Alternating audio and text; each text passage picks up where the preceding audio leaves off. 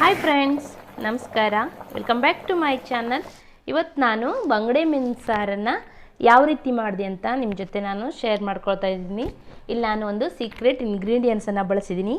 ಏನಂತ ನಿಮ್ಮ ಜೊತೆ ಶೇರ್ ಮಾಡ್ತೀನಿ. ಏನೆಲ್ಲ ಸಾಮಗ್ರಿಗಳು ಬೇಕಂತ ನೋಡ್ಕೊಳ್ಳೋಣ. ಮೆಣಸು, ಬೆಳ್ಳುಳ್ಳಿ, ಅಕ್ಕಿ, ಹಾಗೆ ಅರಿಶಿನ, ಕೊತ್ತಂಬರಿ, ತೆಂಗಿನಕಾಯಿ ತುರಿ ಮತ್ತು ಹುಳಿಯನ್ನು ತೊಗೊಂಡಿದ್ದೀನಿ.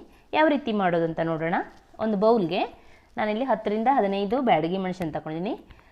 ಮತ್ತು 1 ಟೇಬಲ್ ಸ್ಪೂನ್ ಕೋರಿಯಂಡರ್ ಸೀಡ್ಸ್. ಆನಂತರ ನೋಡಿ, ಇದೇ ಸೀಕ್ರೆಟ್ ಇಂಗ್ರೀಡಿಯೆಂಟ್ಸ್ ಅಕ್ಕಿ.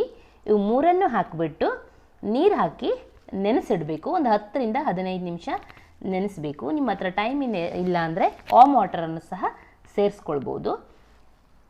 ಆನಂತರ ಮಿಕ್ಸಿಗೆ ತೆಂಗಿನಕಾಯಿ ತುರಿ ಮತ್ತು ಒಂದು 5 ರಿಂದ 6 ಬೆಳ್ಳುಳ್ಳಿ, ಲಿಂಬೆ ಗಾತ್ರದಷ್ಟು ಹುಳಿಯನ್ನು ಸಹ ಸೇರಿಸ್ಕೊಂಡಿದ್ದೀನಿ. ಆನಂತರ ಸ್ವಲ್ಪ ಅರಿಶಿನ ಪೌಡರ್, ನೆನೆಸಿಟ್ಕೊಂಡಿರುವಂತಹ ಈ 3 ಇಂಗ್ರೀಡಿಯೆಂಟ್ಸನ್ನು ಇದಕ್ಕೆ ನಾನು ಸೇರಿಸ್ಕೊಳ್ತಾ ಇದ್ದೀನಿ. ಎಲ್ಲವನ್ನು ಸೇರಿಸ್ಬಿಟ್ಟು ಪೇಸ್ಟ್ ಮಾಡ್ಕೊಂಡು ಬರೋಣ.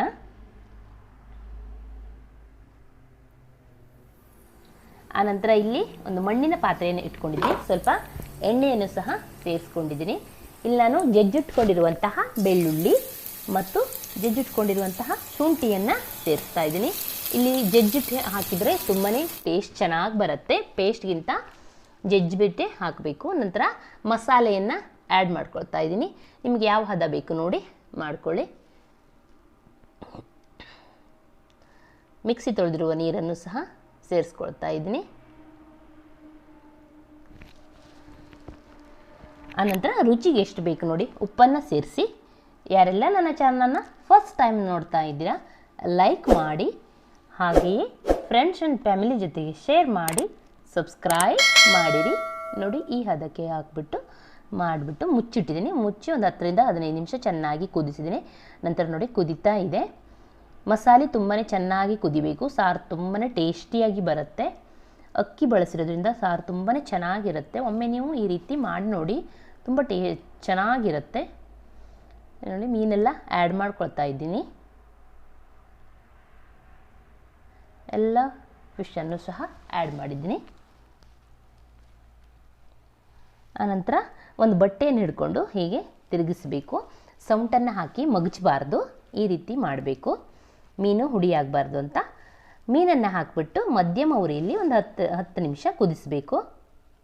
ಮುಚ್ಚಿಟ್ಟು ಕುದಿಸ್ತಾ ಇದ್ದೀನಿ. ಆನಂತರ ನೋಡಿ ಓಪನ್ ಮಾಡಿದೆ, ಕುದೀತಾ ಇದೆ ಇವಾಗ ಸಾಂಬಾರು.